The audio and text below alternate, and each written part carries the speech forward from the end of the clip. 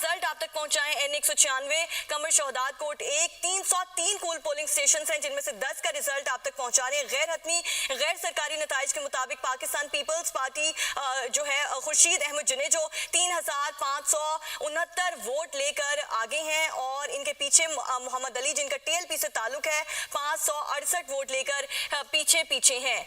एक और रिजल्ट आप तक पहुंचाएं N196 कमर शोहदाद कोट 1 303 कूल पोलिंग स्टेशन हैं जिनमें से 10 का रिजल्ट आप तक पहुंचा रहे हैं। गैर हतमी गैर सरकारी नताइज के मुताबिक पाकिस्तान पीपल्स पार्टी जो है खुर्शीद अहमद जुनेजो 3569 वोट लेकर आगे हैं और इनके पीछे मोहम्मद अली जिनका TLP से ताल्लुक है 568 वोट लेकर पीछे हैं।